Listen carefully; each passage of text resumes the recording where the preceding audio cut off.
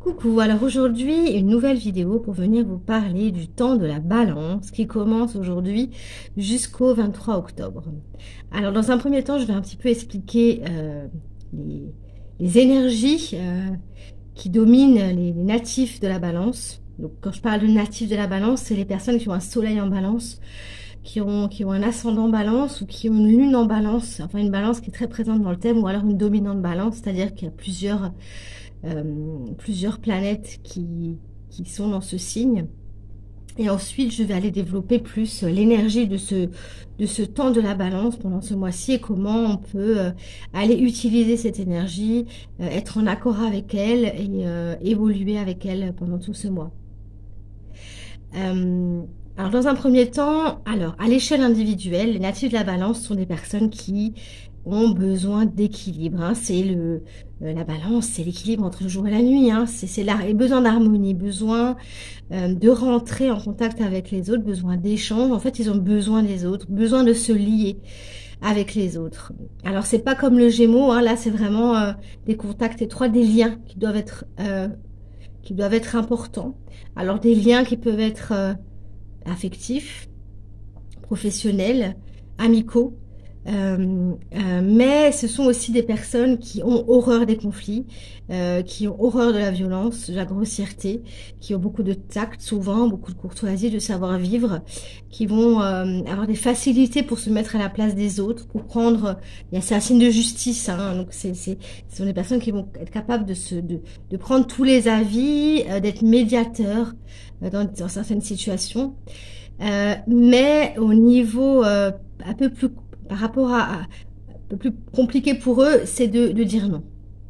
Ils ont tellement peur de déplaire qu'ils sont prêts à s'oublier, qu'ils sont prêts à oublier leur propre plaisir pour les autres, en fait, pour être appréciés, pour être aimés. En fait, il y a vraiment un désir d'être aimé et d'aimer en retour. Ils ont du mal à tirer un trait, à mettre les points sur les i, parce que ça va couper le lien d'échange qui est tellement important pour eux. Même si la relation elle est toxique, même si elle est souffrante, hein, c'est difficile. Il faudra qu'ils le fassent parce que c'est important qu'ils aillent dans cet axe. Hein, c'est-à-dire que le soleil en bélier, il a besoin d'aller dans cet axe. Le soleil en balance a besoin d'aller dans cet axe balance-bélier. Le bélier qui est le signe opposé à la balance, et que pour la balance, c'est important d'aller intégrer aussi cette énergie du bélier qui est finalement le début du printemps, qui est le premier signe du zodiaque. Là, on est à la moitié du zodiaque. Et c'est important qu'on aille, pour la balance, aller chercher cette énergie du bélier, cette affirmation de soi. Parce que sinon, il y a un manque de protection de soi-même. Hein, il y a un oubli de soi, il y a un côté sacrifice aussi. Donc, il y a vraiment besoin d'aller prendre cette énergie d'affirmation de soi, de se connaître, d'oser, en fait. Voilà, quand c'est le moment. Il est pour lui, il va avoir besoin aussi de liberté. D'ailleurs, si on lui enlève sa liberté, oui, il va être capable de couper le lien, mais de façon très douce, par contre.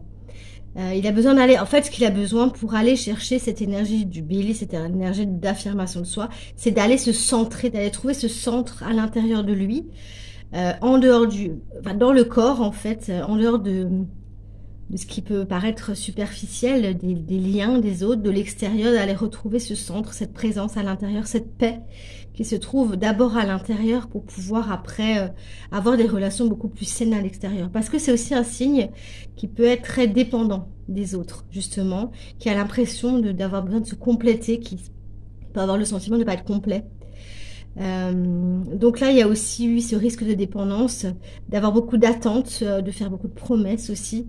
Et là, il y a ces relations, voilà, c'est pas sain. Il y a un manque d'équilibre là-dedans.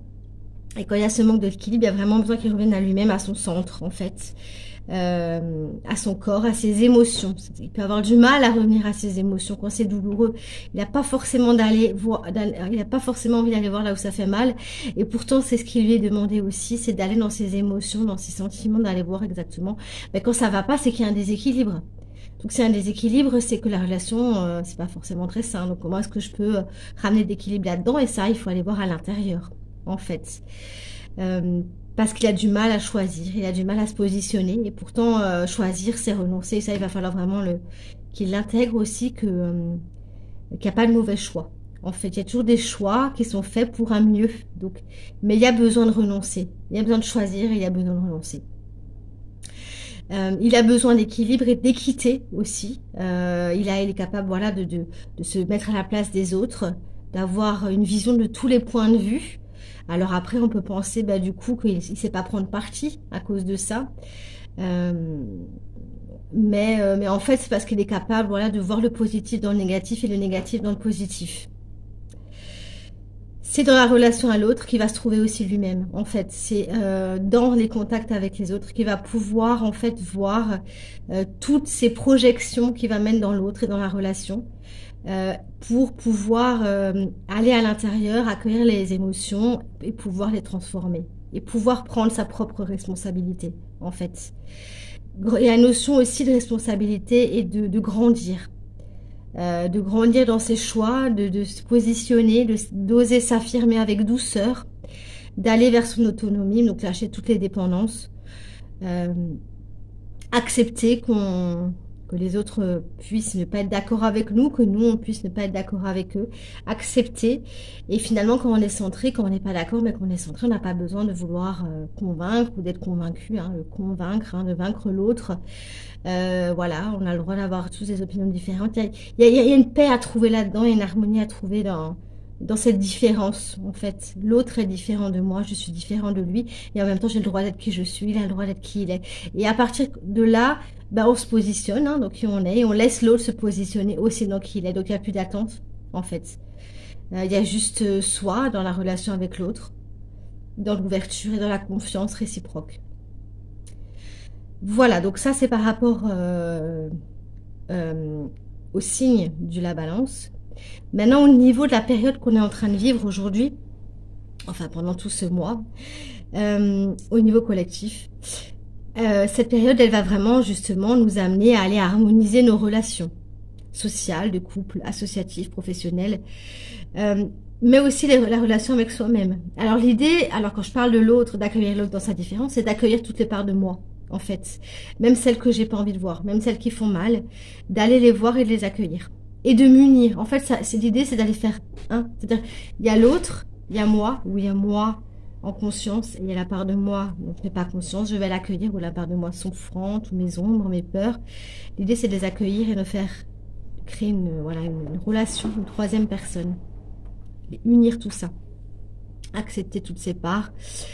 C'est un temps de conciliation aussi, de réflexion. Hein. On arrive à la moitié de l'année zodiacale, donc on peut faire un bilan par rapport à ces 6 mois passés. Qu'est-ce que j'ai réalisé, le chemin que j'ai parcouru, et aller voir tout justement qui n'est plus aligné avec qui je suis aujourd'hui. Tous les liens, les relations, mais mes croyances aussi, aller trancher, trier, se séparer de ce qui est plus utile à tous les niveaux pour revenir à soi, à son autonomie, à son indépendance. Toujours cet axe bélier-balance. C'est trouver la paix dans sa propre présence, au-delà des croyances, au-delà des pensées, au-delà de l'extérieur en fait. Et pour ça, c'est de revenir dans son corps, dans ses émotions, dans sa sensibilité. Créer des liens, des relations plus saines. On peut en profiter pour ça, c'est vraiment le moment de prendre ses propres responsabilités, d'écouter aussi, il y a une notion d'écouter, de s'écouter soi-même et d'écouter l'autre, d'avoir des communications sincères et lucides dans mes attentes et dans les attentes des autres, oser parler de soi, oser s'affirmer, savoir écouter l'autre et ses différences. Il y a une notion de lucidité, de clarté dans cette période de l'année. Et aussi, ce qui est aussi important, c'est de ne pas se comparer. Comme dit, c'est de s'accepter tel qu'on est, de s'aimer tel qu'on est, d'aller aussi être dans la gratitude par rapport à tout ce qui est beau, par rapport à la nature, par rapport de voir le beau. C'est un signe qui est, comme je disais avant, dominé par Vénus, hein, qui est la planète de la beauté. Donc d'aller vraiment se nourrir de la beauté de la nature, dans des activités créatives, manuelles. Ça peut être quelque chose qui peut vraiment aider à ça aussi pour se découvrir soi-même, toujours. Voilà. Dans sa relation avec l'autre et dans sa relation avec soi-même. Donc voilà, je vais vous souhaiter une belle période de la balance et je vais vous dire à bientôt pour le scorpion. Merci, merci de votre écoute. Merci.